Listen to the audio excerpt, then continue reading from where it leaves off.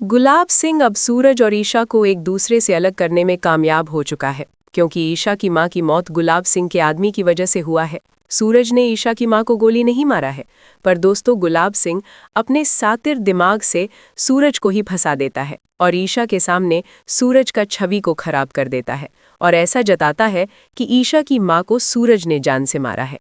जिसके बाद दोस्तों ईशा जो है वो सूरज से नफरत करने लगती है और कहती है कि सूरज तुम पहले भी गुंडे थे और आज भी गुंडे हो। जिसे सुनने के बाद सूरज जो है वो पूरी तरीके से टूट जाता है। और दोस्तों कहानी में गुलाब सिंह बहुत दिन तक खुश नहीं रह सकता है, क्योंकि भले ही गुलाब सिंह अपने घटिया चाल की वजह से सूरज को फंसा देता है, पर ईशा के सामने सच्चाई जरूर आएगी कि उसकी मां की मौत सूरज की वजह से नहीं हुई है।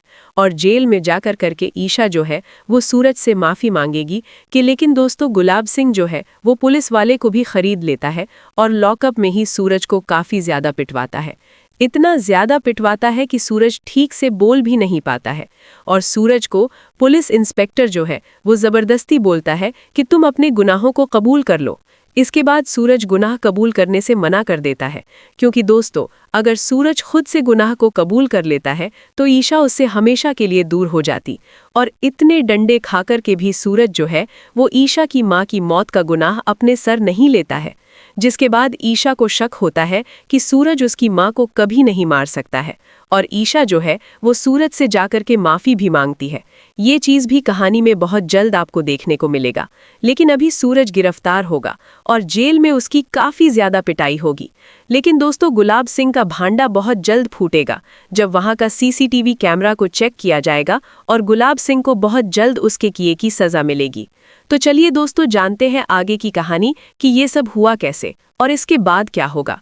पुलिस ने सूरज को कावेरी पर जानलेवा हमला करने के आरोप में गिरफ्तार कर लिया है। लेकिन असली सवाल अब ये है कि क्या ईशा अपनी मां की जान समय रहते बचा पाएंगी या इस बार किस्मत उनसे उनकी मां को छीन लेगी। कहानी की शुरुआत उस खौफनाक पल से होती है जब गुलाब सिंह अपनी सबसे बड़ी चाल चल देता है और हालात इस तरह मोड़ देता है कि सूरज से अनजाने में एक ऐसा गुनाह हो जाता है जिसकी वजह से ईशा के दिल में उसके लिए सिर्फ नफरत ही नफरत भर जाती है। ईशा अपनी मां कावेरी से बेहद प्यार करती है। ऐसे में जब उसकी आंखों के सामने वही आदमी जिस पर उसने सबसे ज्यादा भरोसा किया उसकी मां की जान का दुश्मन बन जाए तो उसका दिल टूटना लाजमी था। पहले तो ईशा को अपनी मां की बातों पर यकीन ही नहीं हुआ था जब कावेरी ने डरते हुए कहा था कि उसके पति को उसके बारे में कुछ भी पता नहीं चलना चाहिए, क्योंकि वो बहुत खतरनाक है और उसने उसे कैद करके रखा था। ईशा उस वक्त अपनी मां की सारी गलतफहमी दूर करना चाहती थी। वो उन्हें बताना चाहती थी कि सूरज भले ही गुस्सैल और सख्त है, लेकिन दिल का बुरा नहीं है और किसी का नुकसान करने की सोच भी नहीं सकता। लेकिन गुलाब सिंह कब से इसी मौके का इंतजार कर रहा था। उसका मकसद साफ था, किसी भी तरह सूरज को ईशा की जिंदगी से दूर करना और ईशा को वापस अपनी हवेली ले आना। उसने चालाकी से सूरज के मन में डर और गुस्सा भर दिया। उसने उसे भड़काते हुए कहा कि एक खतरनाक औरत भाग चुकी है और वो उसके लिए खतरा बन सकती है। सूरज, जो हमेशा अपने बाऊजी की बात को सच मानता है, बिना कुछ सोचे उनकी बातों में आ जाता है।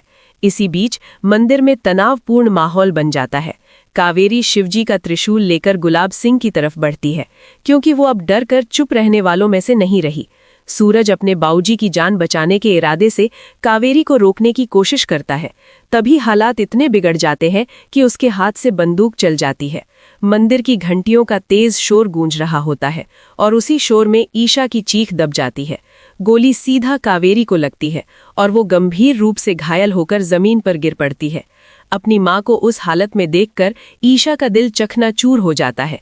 वो गुस्से और दर्द में चिल्लाकर कहती है कि तुम हमेशा गुंडे थे और गुंडे ही रहोगे। मैं ही बेवकूफ थी जो तुम पर भरोसा किया। जब वो कहती है कि ये मेरी मां है, तब सूरज के पैरों तले जमीन खिसक जाती है। उसे समझ ही नहीं आता कि उससे क्या हो गया। वो स्तब्ध रह जाता है, लेकिन तब तक बहुत देर हो चुकी होती है। तभी वहां पुलिस पहुंच जाती है। हैरानी की बात यह होती है कि पुलिस को ईशा ने नहीं बुलाया था, बल्कि ये सब गुलाब सिंह की पहले से रची हुई साजिश होती है। पुलिस बिना देर किए सूरज को गिरफ्तार कर लेती है। सूरज रो रो कर ईशा से सच बताने और माफी मांगने की कोशिश करता है, लेकिन इस बार ईशा का दिल पत्थर बन चुका होता है। उसकी सारी फिक्र सिर्फ अपनी माँ की जान बचाने को लेकर होती है। वो तुरंत एम्बुलेंस बुलाती है और खुद अपनी माँ को स्ट्रेचर पर लिटाकर अस्पताल लेकर भागती है। एक तरफ अस्पताल की ओर दौड़ती बेटी और दूसरी तरफ पुलिस की गाड़ी में जाता बेबस सूरज। दोनों की राहें मानो उसी पल अलग हो जाती है। अब देखना ये होगा कि क्या ईशा के सामने कभी पूरी सच्चाई आएगी और क्या सूरज खुद को बेगुनाह साबित कर पाएगा या हमेशा के लिए ईशा की नफरत का पात्र बनकर रह जाएगा।